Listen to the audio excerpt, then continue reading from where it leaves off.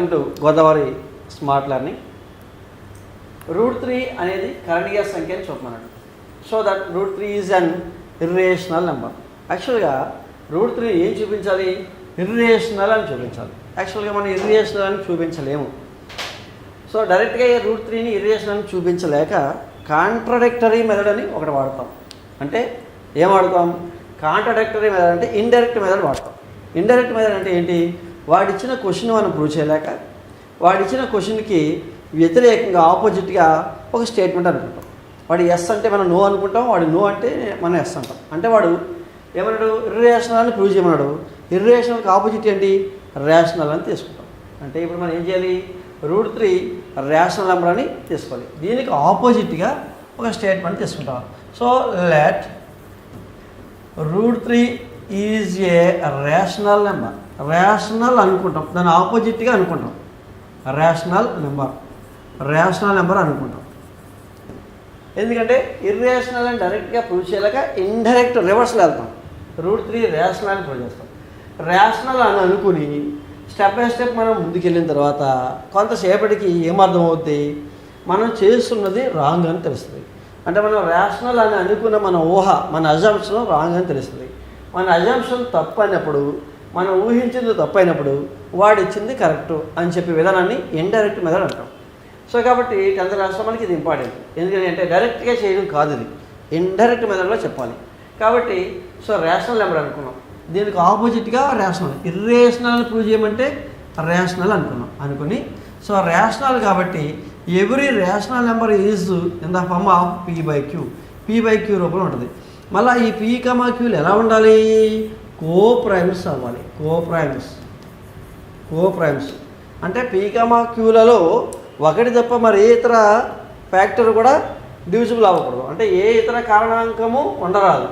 అంటే ఈ రెండింటిలో ఏ టేబుల్ ఇంకా క్యాన్సిల్ అవ్వకూడదు. అలాంటి p/qని కోప్రైమ్స్ అంటాం. సో రేషనల్ నెంబర్ ప్రతిదీ కూడా p/q ఫామ్లో ఉండాలి. p,qలలో ఏ టేబుల్ పోకూడదు, అలా ఉండాలి. సో కాబట్టి √3 × q = p అనుకుందాం.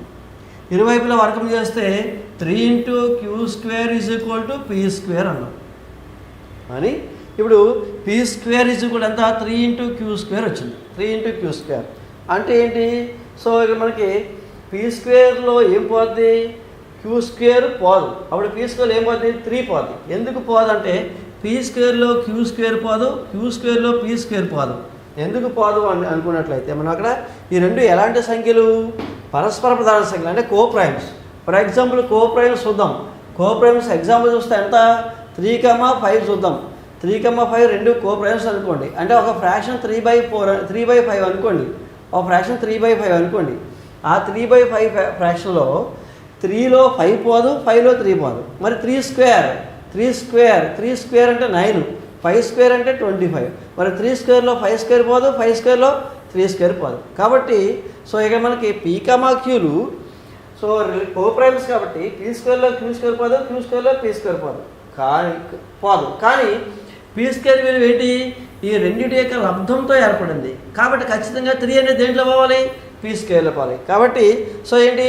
So p² is divisible by 3.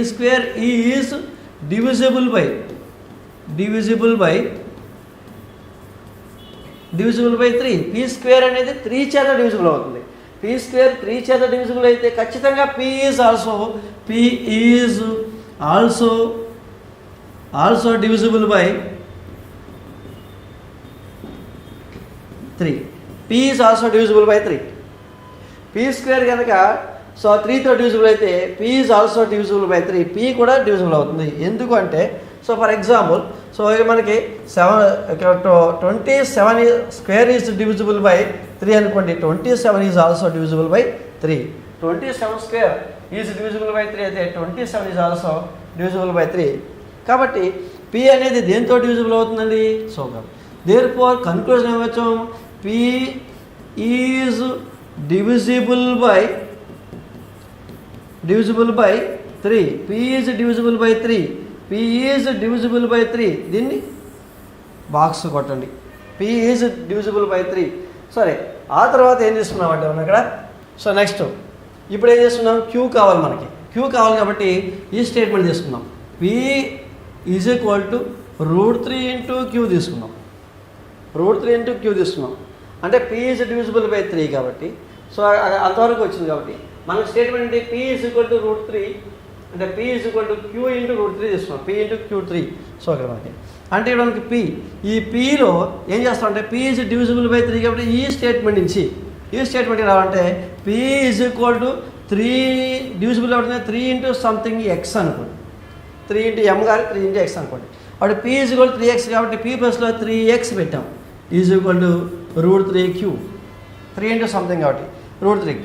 So squaring అని బోత్ సైడ్ అయితే 9x² is equal to 3q అయింది. 3q అయింది. So 9x² is equal to 3q అయింది. ఈ 3 దీంట్లో పోతే 3x² is equal to q అవుతుంది. అప్పుడు సో ఎక్కడ కూడా ఏమవుతుంది, 3 అనేది Q² పోతుంది. ఇక్కడ ఎక్స్ 3 అనేది 3 ఫ్యాక్టర్ కాబట్టి డివిజిబుల్ బై 3 కాబట్టి ఎక్స్లో పోదు. కాబట్టి పీలో ఎక్స్ పోదు, ఎక్స్ అనేది పీలో పోదు. ఏం పోతుంది, 3 పోతుంది. దేనిపోతే ఇక్కడ కూడా ఏం రాయొచ్చు అంటే క్యూ ఇక్కడ ఇరువైపులా వర్గం చేస్తాం కాబట్టి 3q² రావాలి. Q². దేనిపోర్ Q² is divisible by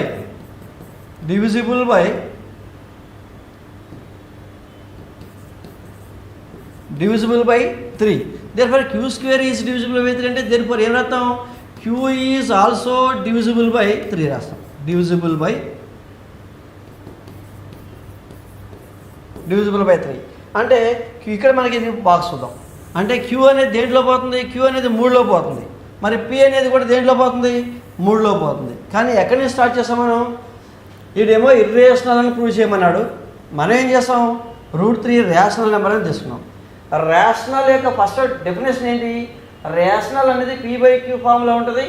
P,Qలలో A table పోదని తీసుకున్నాం. Pలోని Qలోని ఉమ్మడిగా ఏది పోదని వెళ్ళాం. కానీ ఫైనల్గా ఏం చేస్తుంది, P అనేది 3తో పోతుంది, Q అనేది 3లో పోతుంది. కాబట్టి Pలో 3 పోతుంది, Qలో 3 పోతుంది. కాబట్టి ఇప్పుడు ఏమొచ్చింది, P,Qలో ఉమ్మడిగా 3 పోతుంది. అంటే ఇక్కడ మనకి ఏమైంది, మనం కోప్రైమ్స్ అని బయలుదేరాము. కానీ Pలో 3 పోతుంది, Qలో కూడా 3 పోతుంది. కాబట్టి ఈ ఉమ్మడికి కారణాంకము ఉంది అని వచ్చింది. యాక్చువల్గా మనం ఉమ్మడి కారణాంకం లేదు అని బయలుదేరాం. కానీ ఫైనల్గా మన లెక్కలో ఏమొచ్చింది, ఈ రెండింటికి ఉమ్మడి కారణాంకం 3 ఉందని వచ్చింది. కాబట్టి మనం అనుకున్న స్టేట్మెంట్ మొత్తము రాంగ్. సో మనం అనుకున్నదంతా రాంగ్ కాబట్టి so our assumption is wrong అంటాం. Therefore our assumption is wrong అంటామండి. So assumption is wrong. So మనం అనుకున్నది తప్పు అంటే దేర్ఫోర్ మనం అనుకున్నది మనం అనుకున్నది √3 ఈజ్ ఏ రేషనల్ నెంబర్ అనేది రాంగ్. ఇది రాంగ్ అయింది. ఈ √3 రేషనల్ నెంబర్ అనేది రాంగ్ అయితే ఏమైనట్టు, therefore √3 is an irrational number అని రాస్తాం. దేర్ఫోర్ ఏం రాస్తామండి, √3 ఈజ్ an ఇర్రేషనల్ నెంబర్.